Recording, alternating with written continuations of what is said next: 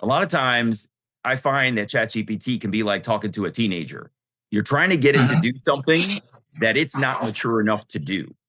If you had done this same exercise in ChatGPT, number one, the outputs that you would have gotten wouldn't be nearly as good. But number two, your business idea is now in ChatGPT where others could find it. I would want an LLM that is not the general LLM that everybody uses. Thank you very much, Damon, for coming to my podcast, Business Breakthrough. Would you mind just start by sharing about what is the thing you do and what is you are focusing on right now, so we have a little bit of idea about you? Yeah, absolutely. Thanks for having me, Vincent. So again, my name is Damon Davis. I'm in the Washington, D.C. area of the United States. And my primary focus right now is AI strategy. So I've been working closely with the JT Fox team on the Core Brain AI that they've been developing that's focused on business strategy. So a lot of businesses out there are using AI in their organization, but they're using basic AI, ChatGPT and other large language models. And unfortunately, those large language models are what I like to think of as jack of all trades, right? They do everything. But what you need for business is a strategic business LLM. In my history, though, I have been in healthcare for decades. I spent time at Novo Nordisk, the major pharmaceutical company. I spent time at the U.S. Department of Health and Human Services, where I was working on health information technology projects on electronic health record adoption. And I ran the the website called healthdata.gov, which was trying to get democratization of government data out for people to utilize for all kinds of research and innovation.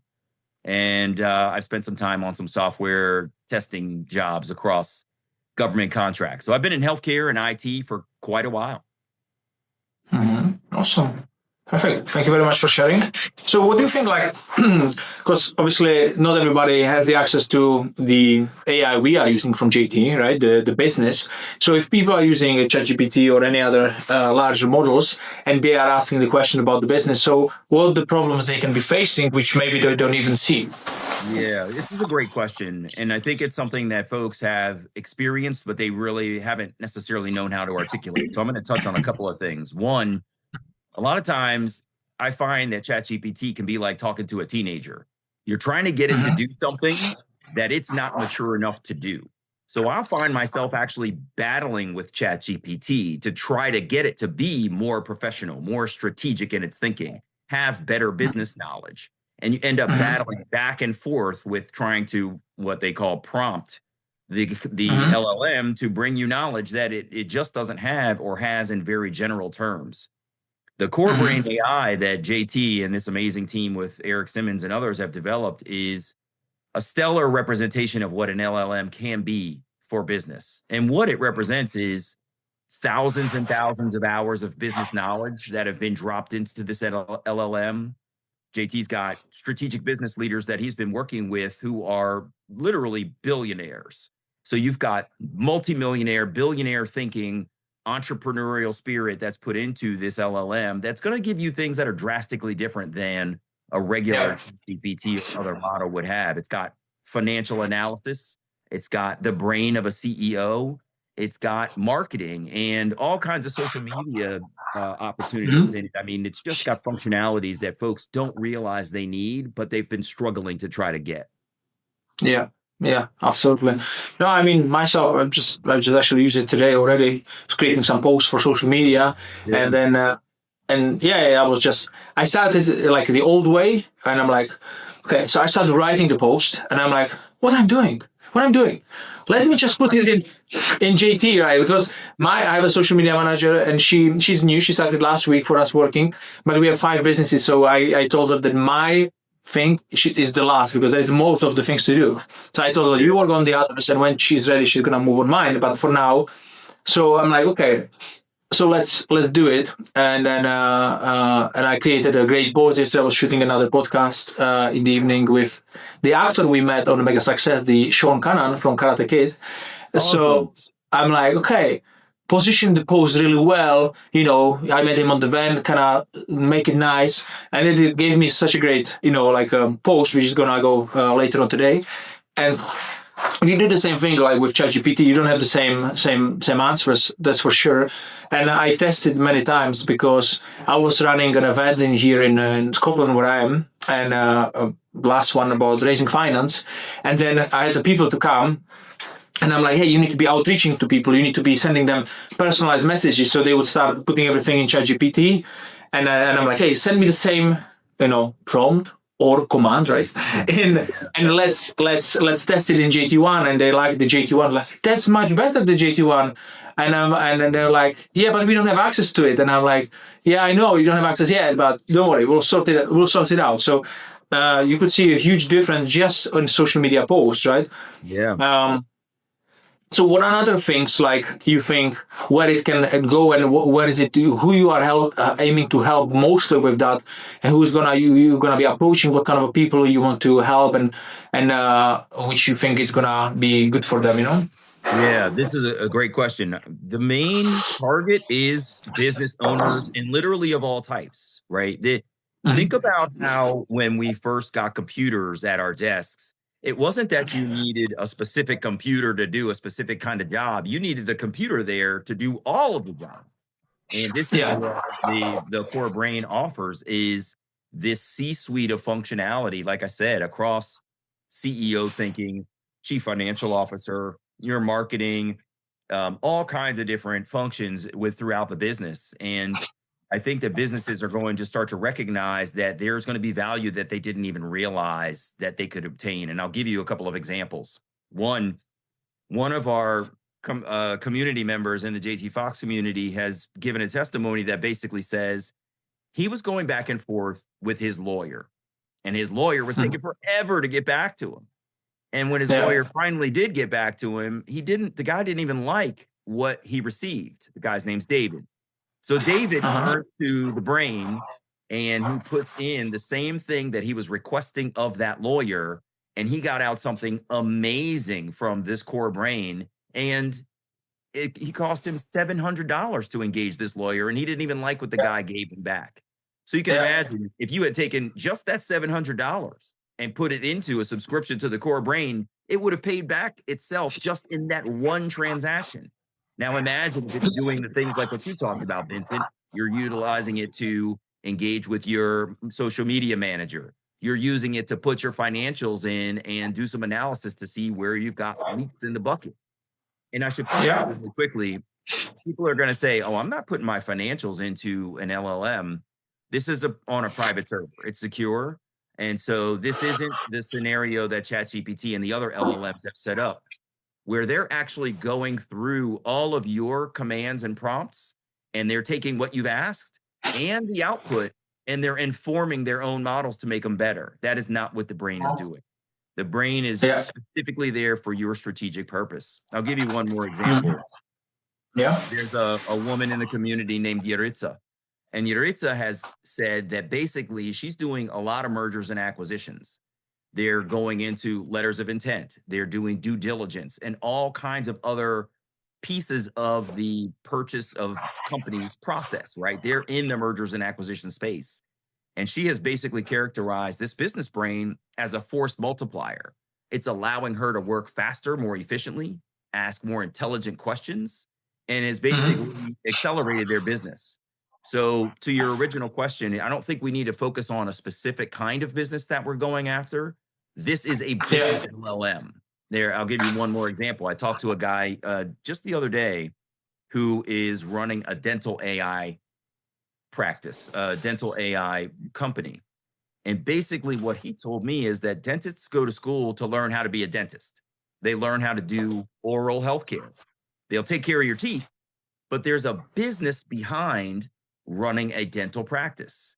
And so they're really good at sitting at the chair side and getting you to open your mouth and going in there and doing the work.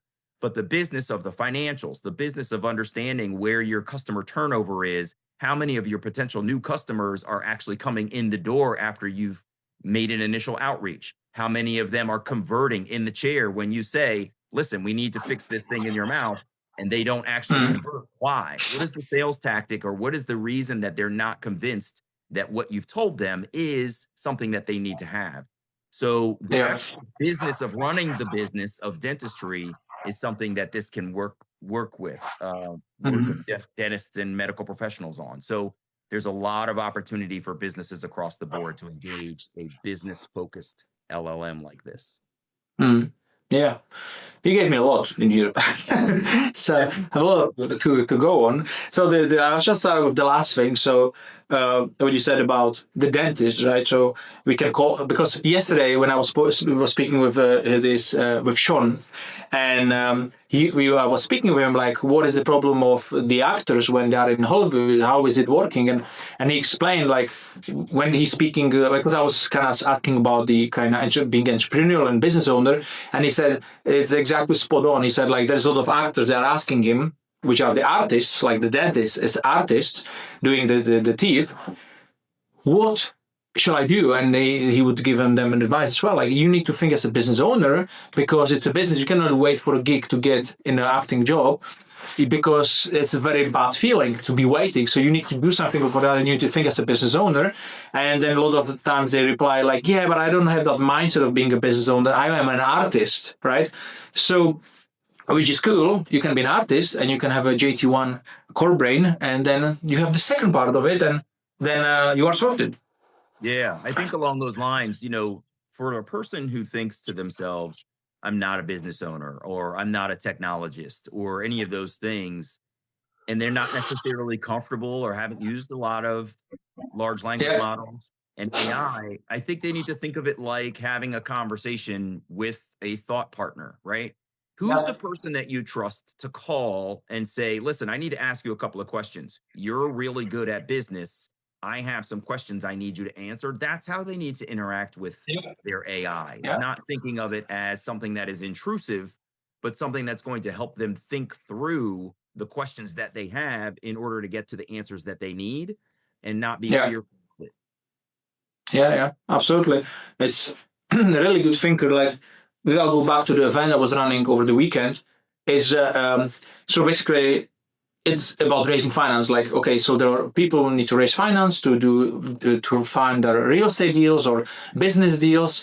So I'm like, okay, so you need to do it online and offline. And so offline we do events, networking, all these things. But online you need to obviously outreach people, make connections, go on these Zoom calls, do this podcast.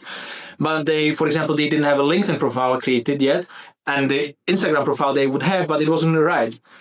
And they were like, what should I have? And I had like 6 people in the room, and I'm like, me thinking about every single profile, like, so tell me, like, what is it you want to be focusing? What are your strengths? He would tell me, and I'm like, great. Put it in JT1, ask it how it should be formulated, what it should be do, everything specific. And then they all did it under my JT1 because I gave them the access to use it because they don't have access.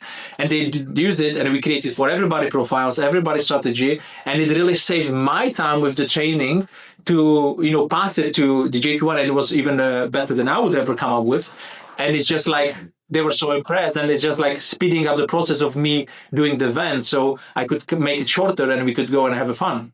That's amazing. Yeah, I love, and this goes back to what I was saying earlier, that it can be a force multiplier. You just Yeah, took the brain and utilized it for 10 people across one event, and everybody got some branding and strategy that they would yeah, not have had previously. And I think that that's yeah, really the power of something like this, is it provides people an outlet for their thought processes and that thought partnership that you just aren't going to be able to get. If I don't have business knowledge, I could sit down and read a bunch of books. It'll take me a while to get through them. But if I could yeah, sit and just have a conversation with a business focused LLM, I'm going to get so much more out of that. It'll literally help you create a strategic plan, some tactical things that you need to execute. If you are sitting yeah, there, you're not feeling comfortable with your online branding, right? I may have an Instagram that is not super hot, not doing very well, not a lot mhm, of followers. I could sit down and go through the social media brain and create an entire strategic plan for how to improve my social media engagement. For example, it's got, yeah, functionality for sales. A lot of us are in the sales function, and you need to create a series of emails yeah, that are going to be impactful and thoughtful. And it can take a lot of time, a lot of brain yeah, power to sit down and come up with something creative where you can work with AI to say, listen, I'm working with companies in the service industry, and I need to have something that's going to be impactful for them. or I'm going to be sitting down and talking to folks who are in healthcare, and I need to have something that's impactful for them. And your conversation can change on a dime and be incredibly efficient. Yeah, and also with creating those emails, for example, is like I create a lot of emails in the past. I'm not doing as many at the moment, but I was running the coaching, and I'm like, okay, getting people into CRM, creating emails. But then you are creating those emails. You take a lot of, like you said, brain power, and then very often those emails are not even landing. So you spend a lot of time, nothing is happening, and then you're like, okay, so if I use this, not only it's faster, but then if this is not working, I can change the approach much quicker, and it's just testing it. Everything you can test much quicker. So Yeah. yeah, so there's a lot of potential, like you said about M&As, the financials and the privacy. I think this is very important to mention, because I think it was on the Mega Success. Somebody mentioned they were trying to buy one company and there was some financials, but they actually put it in some LLM. I don't know, it was ChatGPT or something else, all the data. And the other company who were buying them were specifically asking these questions because they knew what they should be asking to negotiate the deal. And actually, ChatGPT gave them or someone else gave them the answers. It was already there because they feed it. So Yeah, this is, and I'll give you a great example. We were having, so JT got us opportunity to have dinner with Mario Lopez, the TV host in the United States. Huge guy, huge star, really super nice guy. He knew nothing really about AI, LLMs, etc. So we had this wonderful dinner where we're sitting with him talking through what AI really is and does. And we kind of blew his mind with what it could do, but he tripped out quite a bit when we pointed out to him that, we made up this idea that if you were going to start a business, what would it be? And he made up this idea of a fitness business. And we went through it in the brain at the table. But we told him, if you had done this same exercise in ChatGPT, number one, the outputs that you would have gotten wouldn't be nearly as good. But number two, your business idea is now in ChatGPT where others could find it. So if they wanted to try to figure out what's Mario Lopez's next business move, and they figure out that if this fitness thing and the whole plan is there, they could basically just copy and paste his plan and it would be unique to him. And so people need to think through strategically how it is that they're protecting their intellectual property by not using those publicly available LLMs, because you are compromising your business's IP, and that's going to be a huge problem. So I think people need to think very strategically about that. Yeah, absolutely. Yeah, so definitely super important. Like I'm also now started, yesterday we were having like an induction training for people to do M&As. So we get few people in the field, they'll bring some leads, and then we will do the calculations for the businesses. But again, like now I can use it in JT1, but because obviously very often I need to sign NDA of the business owner that he will give me the financials. So I cannot really put it in ChatGPT because I know I signed NDA, but I can do it in GT1. Even if I don't want any other team to see it, I'll put it in even another privacy mode. So after the conversation closed, it's deleted, it's not there. But I have all the things that I wanted in here, right? So super important. I was on the so I signed up to do actually the white label and the Mega Success, and starting there. So we'll be, whenever it's ready, we'll be offering that also to all the people who are already using mine, GT1. So they are the first one to have it, that's for sure. And when we was on one event a couple of weeks ago, before the Mega Success, I was helping Andre, who was also on Mega, because he's a partner. And then people will be asking questions about it. And then I was always telling them this answer, like, ChatGPT is to make you happy, and GT1 is to make you rich. So you decide. I love that. What do you want? That's great. Yeah. And at the beginning, like if you are using it, you ask it something, and then it asks you another question to be more specific, to understand you more. But ChatGPT doesn't. It just gives you an answer. So it's like if people are thinking about it, like if you hire a good coach, so he asks you a question, and then you answer, and he's not going to give you like, okay, now you need to do that. No, he's going to ask you another 5 questions to really figure it out what's going on before he'll help you to find some path for you. But this is basically what JT is doing, is asking more questions to be more specific. But ChatGPT will just give you answer on the first question, and then it's very broad, right? Yeah, I mean, I think of it in sort of lay people's terms. For those who are not technical, the notion is when I get sick and I've got a cold, I'm going to a regular healthcare provider, my primary care physician. If I find out that I need open heart surgery, I'm not going to that same physician. I'm going to an open heart surgeon, someone who is specifically trained in that function. The same way, Yeah. I would want an LLM that is not the general LLM that everybody uses, right? My son's friends at school are using ChatGPT to complete their homework. My neighbor is Yeah. using ChatGPT to find recipes for her Christmas dinner. That's the kind of thing that ChatGPT is going to be used for. It's not specific to business. And so I Yeah. wouldn't want to use something so general in its purpose for something as strategic as my business level decisions. And one of the things that I think is really powerful about the brain, I pulled it up over here so I could be reminded of some of the different functions it has. There's branding and marketing. We talked about email sales. We've talked about social media, CEO, chief financial officer. The point I raised in offering all of those is if I'm a small independent consultant, but I really could use some kind of fractional CFO, I could use the powerful brain of a CEO to help me think through the strategy of my company, etc. You've basically got an entire C-suite, an executive level team in the form of business AI in the brain. And there's going to Yeah. come a day when these brains are going to be able to talk to each other. So right now you go through a conversation with each one and you can click back and forth. But imagine if you could sit down and have a C-suite level executive meeting where the brains are talking to each other to kick around an idea with you. So Yeah. there's going to be so much power that comes from what's being developed in the brain.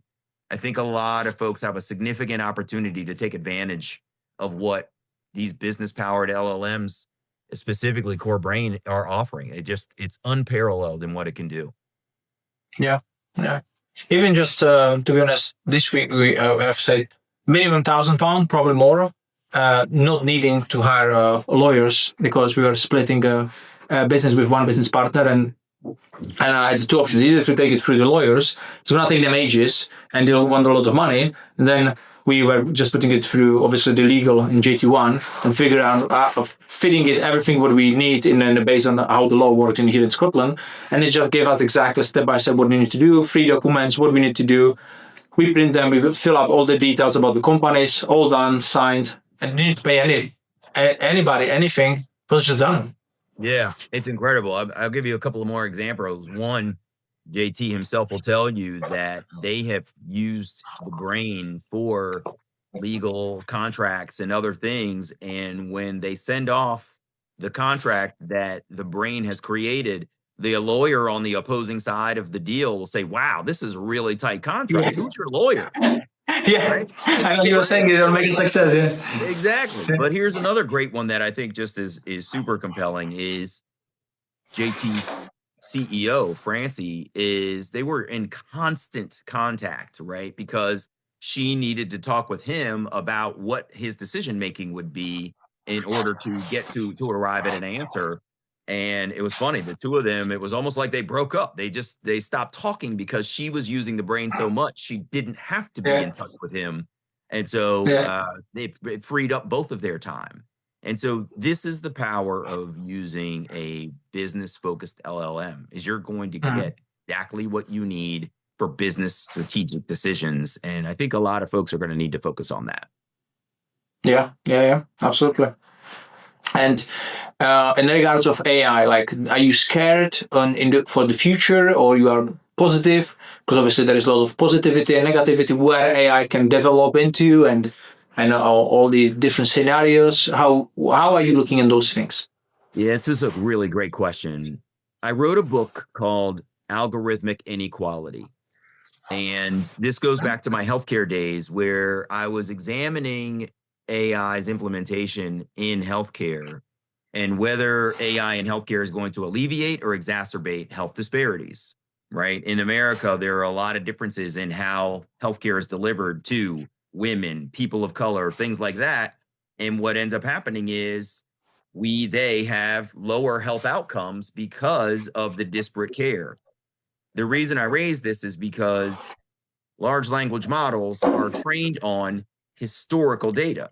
And so if Mhm. historically there have been healthcare disparities, then that information is going to be put into these current models. So there's going to Mhm. be an unfortunate continuation of some biases, specifically in this healthcare example, but you can imagine that you could extrapolate that to other areas of our lives where the data is going to be historical. It's going to have some bias and stigma in it. And unfortunately, that's going to leave people with biased outcomes in their lives. I say all that to say it's got some great power, but it's also got some challenges to it. I'll say another thing that I was just talking yesterday. You may remember there was a gentleman on stage who talked at Mega Success. His name was Steve Perlman. He runs Mhm. the Critical Thinking Institute, and he Yeah, talked a yeah, yeah. lot I forgot about. about that. It was a great talk, and I had a wonderful podcast interview with him yesterday. One Mhm. of the things that we discussed is this notion that when you and I grew up, we didn't have technology in our hands, right? There was no iPhone and there was certainly no AI. Uh-huh. Now, my son has grown up with an iPad and now he has a phone. He's got a lot of technology in his hand, but AI is new to him. The Mhm. generation behind him is going to grow up with a phone in their hand and AI in their hand. So the difference in how you and I grew up is, I don't know about you, I was a latchkey kid. And so I had to come home and think through, when am I going to do my homework? When am I going to get a bowl of cereal for a snack? When am I going to get the chores done? I had to think Yeah, strategically about everything myself. yeah, And for the generation that's coming through now, they're going to be digital natives and AI natives, and their ability to stop and think through things is unfortunately likely to be stifled because their first thought might be, oh, let me just ask AI. And Steve yeah, was saying, reminding me that your brain is like a muscle, and if yeah. you don't use it, it atrophies. So You if lose you it. Yeah, start relying too much on AI, you may in fact end up atrophying your thought processes. However, yeah. I do have a lot of hope for AI because, as I've said before, I think it is a force multiplier. The person who's sitting at their desk and they're completely overwhelmed by their workload can Mhm. actually reduce a lot of that workload because of the efficiency that AI is going to bring to their ability to execute.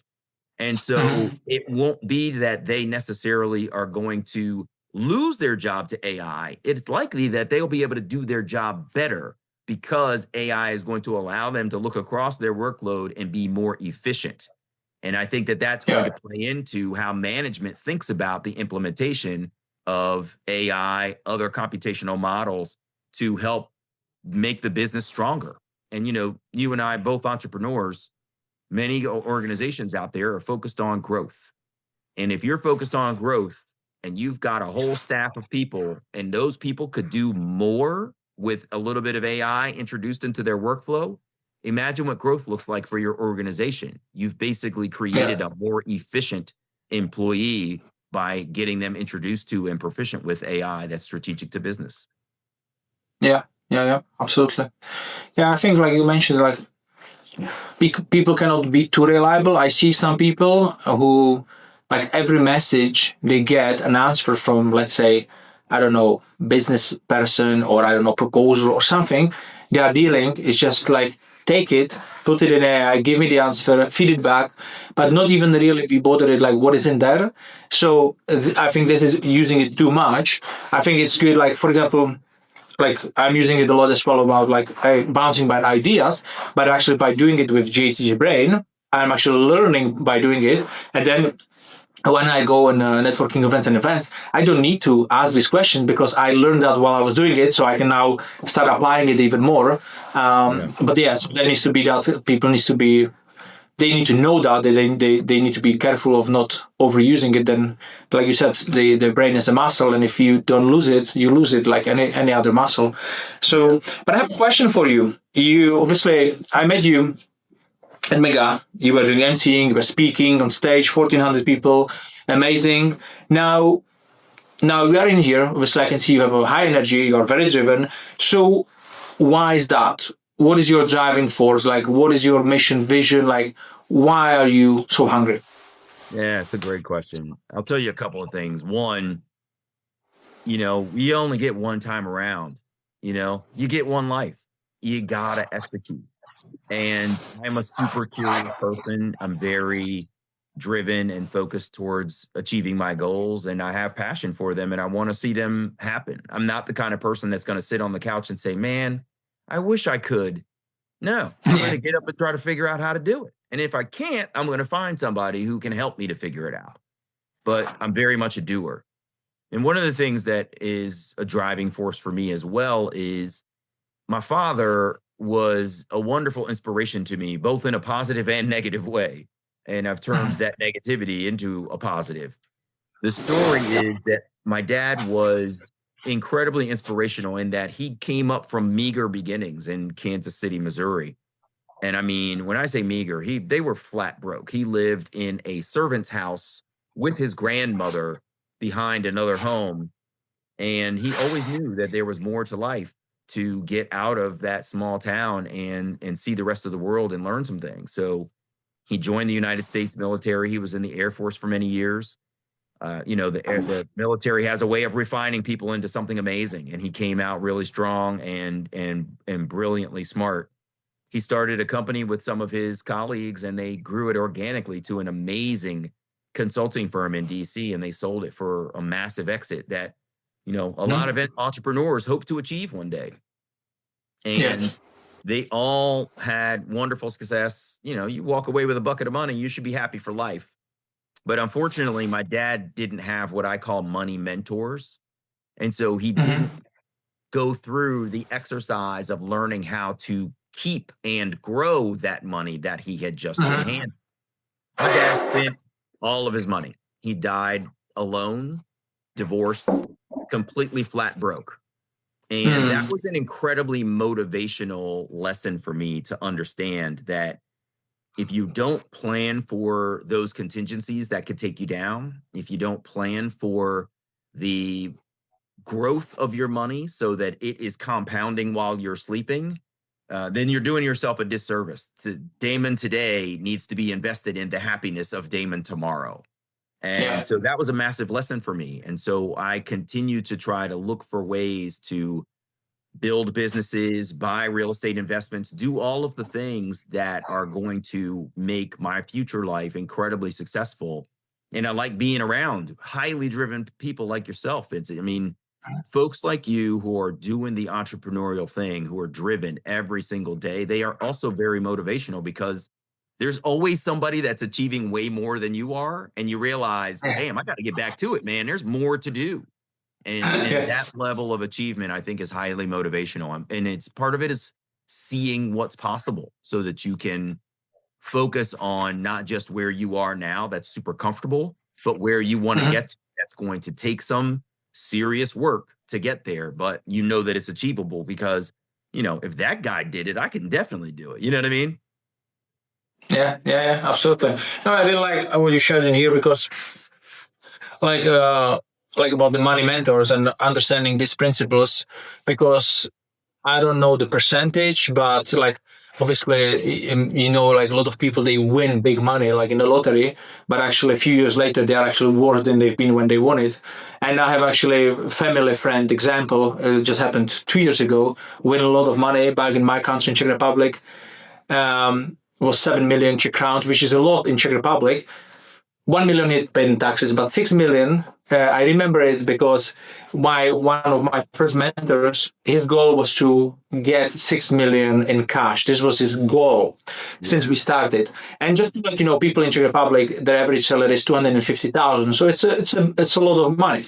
And I said like, so why 6 million? And he said like, because if I have 6 million, I'll put it on 10%, and then I'm having 600,000 a year. It's a 50,000 Czech crowns a month, which is double the average salary, and I can live from that for the rest of my life. And I'm like, oh, this is a great goal. And now this guy, he achieved that by winning a lottery. And I'm like, hey, do this. And he obviously spent all the money, bought cars, and then he doesn't even have the cars, and arrested for cocaine and things like that. Oh, man. Because people are not growing it steadily. Because if you get something too fast and you are not ready for it mentally, then you lose it, right? Yeah. And material So it's things, very right? important to Like, be. yeah, I mean, he probably had a decent car, probably had a decent house. You know what I mean? You can't drive but so many cars. You don't need two or three. And you Yeah. probably got plenty of clothes in your closet. I think people just overestimate what having money in the bank as comfort for your future can do for your mindset versus what it feels like to look like you're flashing with a lot of money. There's a big difference there, Yeah. right? You sleep much better at night Yeah. knowing there's $6 million in your bank for the next 45 years versus holy crap, I spent $1 million last year. I've only got 5 left. And at this rate, I will be broke very soon. Those are two very different scenarios Mm. of comfort over discomfort. And I think that Yeah. the sort of Instagram online showing what you've got and what it looks like to ball out is corrupting people quite a Yeah. bit. And this was my dad's problem, right? He bought a bright red Mercedes Mm. Benz with chrome wheels. He built a Mm. huge mansion, and it was just him and his wife in the house.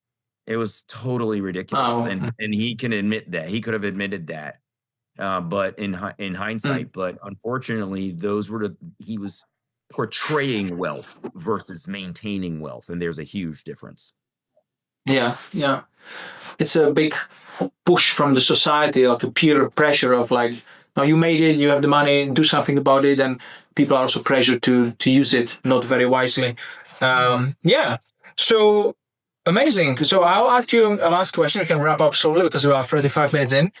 If somebody, let's say they have a business and they are, let's say, feeling down, like they are going through some challenge, and it's being seems like they don't see the light of the end of the tunnel. They are maybe thinking like, let's fuck it, let's go back to work. I cannot do it. Probably you've been in a situation like that. So, and if you are, what helped you to go through it, or is there any advice you would give people in that kind of a situation? Honestly, I think of things as sprints and marathons, right? That a lot of times everything goes in cycles, and those are the sprints, right? You're going to have some great times and you're going to have some challenging times, but they don't last forever. And if you're down and out, that is not a place to stay. It's hard to, but you have to maintain a positive mentality to say, listen, I can get myself out of this. I'm going to need some help. I need to admit that help and seek it out, but we can get out of this. I'm not the first person who's ever been through these doldrums, this downtrodden era of my life. Hmm. And, we've met a lot of millionaires. There were many at mega success who have Yeah. said they had and lost millions of dollars. I sat there on that Hmm. stage with John Paul DeJoria, and he said that he was living in a car with his son and they were flat broke, and that he Hmm. made millions, millions, millions of dollars. He lost it and he made it all back again. Right. I want to say Rich Galgano, the gentleman who wrote Down to the Wire. This is the Wire guy who was out of Yeah. Chicago, and he Yeah. had a major gambling habit, and he had made a Yeah. bunch of money, but he gambled it all away, lost it all, but he made it all back. I say that to say those two are just two of many, many, many people who will tell you that they have made a bunch of money, lost it all, but that what they picked up from it was the lesson. And Yeah. if you're stupid enough to repeat the thing that got you broke in the first place, then you deserve to be broke the second time. But if you go broke the first time and you go, oh, got it, I see what I did wrong here, and I know how I can make this much better the next time, that is how you're going to recover. So I would encourage folks to, while you're down in that low part, examine how you got there, examine why you got there, and what your mentality is that is supporting you going in that downward direction, and change that mentality so that you can get on an upward Hmm. trajectory. That's going to change everything. Yeah, amazing. Perfect. Thank you very much for sharing that. Seems like this is definitely a repeating theme with a lot of people. I'm asking this question to everybody. And Yeah. then one of the things definitely is the cycle. Like we all go in a cycle, seasons, it's a business, economic winter and all that. And you're not going to stay there if you're going to keep going, right? So it's about keep going, finding the help, finding someone who can help you. It can be even just your partner in the home, like you I have wives. So if I have also this day, so I can lean to her, I can tell her what's going on. She just listens. Not that she would need to give me advice, but you have someone to also speak up to. Yeah. Perfect. Thank you very much, Damon, for all the amazing things what you shared with me. I think it was very valuable, especially with all these AI things and movements. So I think with people who are having a business and, or people who are even thinking of starting a business, like having these kind of a tools, which we are already using ourselves for a few months, I think will be very good for them. So people can connect with you and obviously get more from that. Thank you very much. Absolutely. Yeah. If anybody wants to connect with me, you can find me on Instagram. It's Damon L. Davis. And you can find me online. My website is adaptiveintel.ai. You can connect with me there, and I'd be happy to walk you through anything you want to hear about the brain. I'll talk to you later.